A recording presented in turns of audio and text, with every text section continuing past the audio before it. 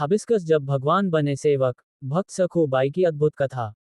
Hibiscus Sakhubai का विवाह एक ऐसे परिवार में हुआ था जहां धन धान्य की कमी तो नहीं थी, पर भाव का अकाल था। उनकी सास घर की मुखिया का स्वभाव वज्र से भी कठोर था। उन्हें सखूबाई की विट्ठल भक्ति फूटी आंख नहीं सुहाती थी। जब भी सखू के मुख से विट्ठल विट्ठल का स्वर निकलता, सास का क्रोध भड़क उठता। कामचोर कहीं की, दिन भर भजन का बहाना करती है ताकि काम ना करना पड़े। सास के ताने सखू के हृदय को छलनी कर देते। सखूबाई चुपचाप सब सह लेती। वे जानती थी कि उनका विट्ठल सब देख रहा है। सास उन्हें जानबूझकर घर का सबसे कठिन काम देती ताकि उन्हें भगवान का नाम लेने का समय ही न मिले। वह काली, कष्टदायी रात एक दिन की बात है। घर में बहुत सारा अनाज पीसना था। दिन भर हाड़ तोड़ मेहनत कराने के बाद भी सास का मन नहीं भरा। रात हुई तो उन्होंने सखूबाई के सामने अनाज का पहाड़ जैसा ढेर लगा दिया और आदेश दिया, जब तक ये पूरा अनाज पिस न जाए, उठना मत। अगर सुबह तक काम अधूरा रहा तो घर में पैर मत रखना। अंधेरी रात थी। पूरा गांव नींद की आगोश में था, लेकिन सखूबाई भारी भरकम पत्थर की चक्की के पास बैठी थी। दिन भर की थकान से शरीर चूर चूर हो रहा था, आंखों में नींद के झोंके आ रहे थे और हाथों में छाले पड़ गए थे। आर्तनाद और समाधि सखूबाई ने चक्की का हत्था पकड़ा और घुमाना शुरू किया। घर घर घर चक्की की आवाज रात के सन्नाटे को चीर रही थी। हर चक्कर के साथ उनके मुख से निकलता, विट्ठल मेरे पांडुरंगा। हाथ चलते रहे, लेकिन मन पंढरपुर पहुंच गया। उन्हें लगा कि वे चंद्रभागा नदी के तट पर खड़ी हैं और सामने ईंट पर खड़े सांवले विट्ठल उन्हें देख रहे हैं। शरीर की पीड़ा हद से गुजर गई। अत्यधिक थकावट के कारण सखूबाई का सिर चक्की के पाट पर ही झुक गया। वे वही बेसुध हो गईं। नाम स्मरण करते करते वे एक गहरी समाधि में चली गईं, जहां न दुख था, न सुख, बस विट्ठल थे। करुणानिधान का आगमन भक्त पुकारे और भगवान न आए, ये तो हो ही नहीं सकता। त्रिभुवन के स्वामी, जो बैकुंठ में लक्ष्मी जी के साथ विराजते हैं, वे अपनी इस भोली भक्त की पीड़ा देख न सके। उसी क्षण उस छोटी सी कुटिया में एक चमत्कार हुआ।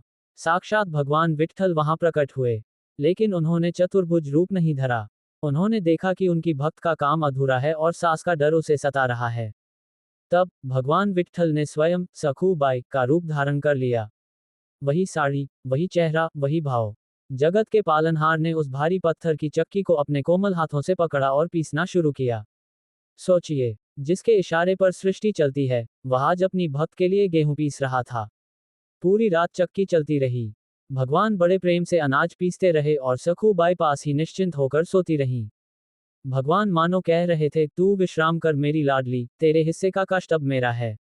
सुबह का चमत्कार और हृदय परिवर्तन प्रभात की पहली किरण के साथ ही विट्ठल अंतर्ध्यान हो गए। सखूबाई की आंख खुली तो वे घबरा गईं। हे भगवान, मैं तो सो गई थी। अगर काम नहीं हुआ तो सासू माँ मुझे घर से निकाल देंगी। लेकिन जैसे ही उनकी नजर टोकरियों पर पड़ी, वे दंग रह गईं। सारा अनाज न केवल पिसा हुआ था, बल्कि आटा इतना बारीक और सुंदर था जैसा वे कभी पीस ही नहीं सकती थीं। तभी सास वहां आईं। वे क्रोध में चिल्लाने ही वाली थीं कि कामचोर, तू सो रही है।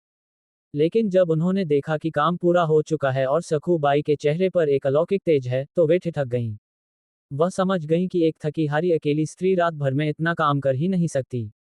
सास ने सखू की आंखों में देखा, वहां न डर था, न शिकायत, बस कृतज्ञता के आंसू थे। उस कठोर मुखिया का पत्थर दिल मोम की तरह पिघल गया। उन्हें एहसास हो गया कि सखू कोई साधारण बहू नहीं, बल्कि ईश्वर की लाडली है। वह सखू के चरणों में गिर पड़ी और रोते हुए बोली, बेटी, मैंने तुझे दासी समझा, पर तू तो देवी है। जिसे स्वयं विट्ठल का संरक्षण प्राप्त हो, उसे मैं कष्ट देने वाली कौन होती हूँ। उस दिन के बाद उस घर में सखूबाई को कभी रोका नहीं गया। सखूबाई ने कभी नहीं कहा कि भगवान आए थे, वे तो बस इतना मानती थी कि यह उनके स्वामी की दया है। सखूबाई की यह कथा हमें सिखाती है कि भक्ति का अर्थ पूजा पाठ का दिखावा नहीं है। यदि आप अपने कर्म और कष्ट में भी ईश्वर को याद रखते हैं, तो वह आपके सबसे कठिन कामों को भी अपने कंधे पर उठा लेते हैं। विट्ठल विट्ठल विट्ठला, हरि ओम विट्ठला।